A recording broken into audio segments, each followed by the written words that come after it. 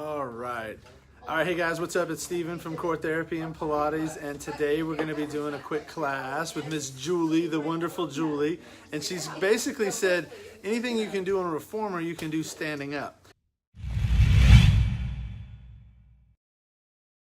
So with that said, Julie's going to take over and teach about a 8 to 10 minute little class, so enjoy. And good afternoon, everybody. Yeah, a lot of times people will come in and say, oh my gosh, I just love doing Pilates and I love being on a reformer.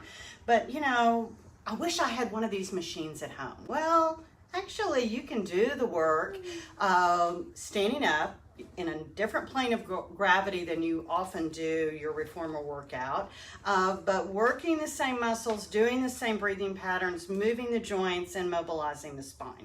So we're going to play around with it today. So just think about doing your footwork. So I'm going to ask my lovely assistants to all stand in parallel, about fist width apart on your feet, feeling all the toe knuckles on the floor. Still trying to find that elongation in the spine, neutral pelvis, and now just start mobilizing your ankles, your knees, and your hips by folding and coming into gravity closer to the floor, and now pushing away. Now you can play around with the breath. I personally like to use an inhale. I think it helps me get taller. And then find that exhale of firing the abs, giving myself that kind of compression around the torso, like a huge big internal hug, as I'm just mobilizing ankle, knee, hip, and then getting nice and tall. Now, also, you can make this a little more interesting if you actually, let's turn out the right leg. So take the right leg into a Pilates V position. The left leg stays in neutral, stay equally weighted, and now again, take an exhale as you come into gravity and inhale as you come away.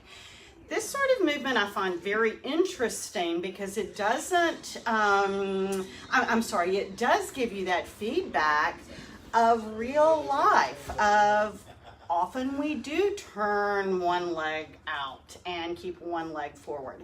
Also think about if I decided that I wanted to turn and start going towards Cheryl, I would turn that leg to turn my body. So I love this idea of working asymmetrically, having one side of the body working one direction and the other side working the opposite. So now come back, guys, and turn that left leg out and bring the right leg forward. I, of course, am a nerd, and I would do this standing in the checkout line of the grocery store. But if you would prefer not to do this in public, I would suggest, do it as the coffee is brewing in the morning or the water is boiling to make your oatmeal. So, again, go through your footwork in various positions. Go a little wide. Turn out, find that sumo wrestler squat, and again, concentrate on getting a nice range of motion in each one of these joints, still using that exhale, firing the abs. So let's see, we've done a little bit of a parallel, we've done some wonky turned out positions, and then also in this wide stance. I would be willing to bet that everybody kind of starts feeling like you've got a little looseness in your hips.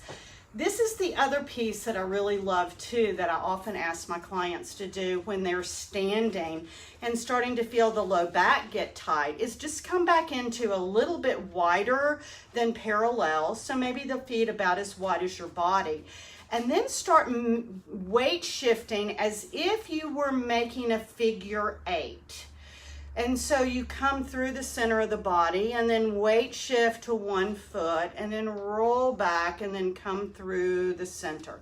And it's just a weight shift. Then start practicing of, can you mobilize the legs around in the pelvis too? I love this one when I get up first thing in the morning and feeling a little cranky.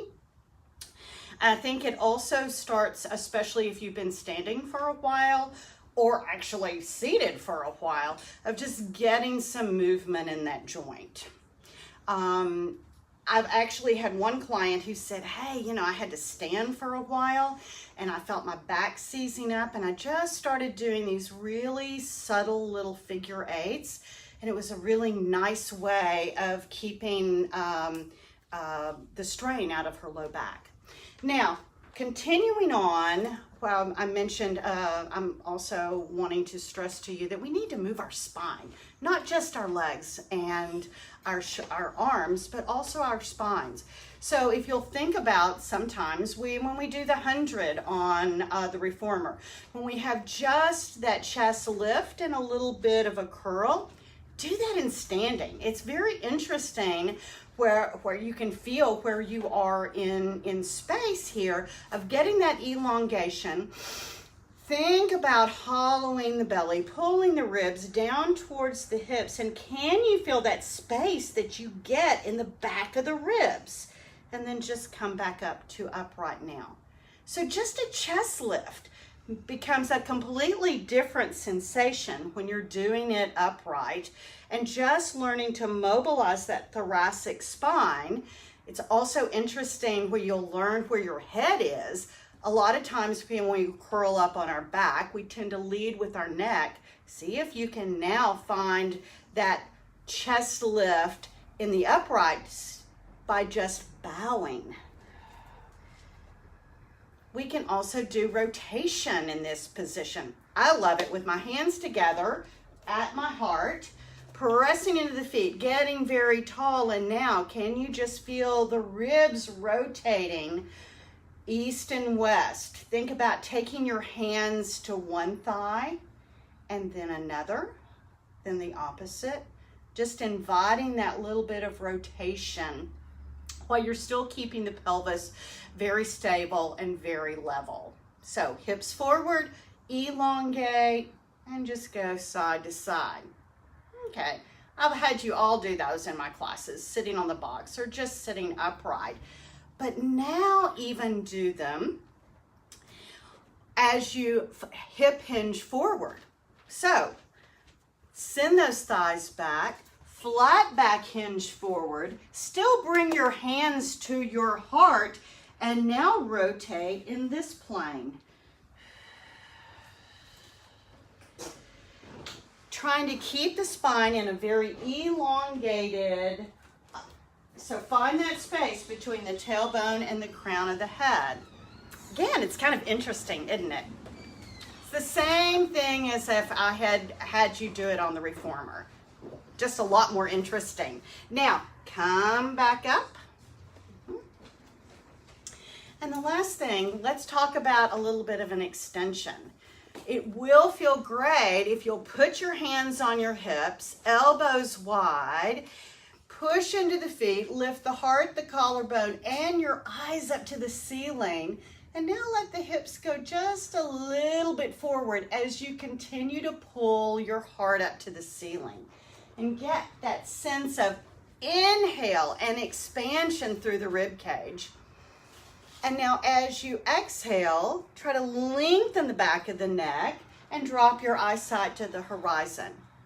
Hold that elongation and that stretch for a couple of breaths, and you've actually built some tone in this standing position. So, guys, how do you feel? Good. You know, the only thing that I would add, because we've got a couple of minutes, don't cut me off. Steven's trying to cut me off. Let's actually do one side bend, okay? So just take the right arm up to the ceiling, disconnect that shoulder, try to reach that top shelf in the closet. And now think about picking that corresponding rib cage up to the ceiling as you side bend over. You're grounding through the foot. Take a big inhale into that rib cage, and now lift yourself back up and let that arm just slide down to the floor. Feel how much longer you feel on that right side. Now do it on the left.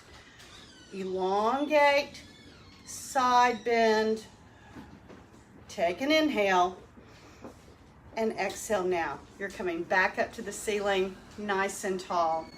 All the moves that we always do in a reformer workout. A little footwork, spinal mobilization, in all planes, flex, extend, and side bend and rotate. It's a reformer workout, just upright and standing. So give it a try. Thanks for joining us today. Bye-bye.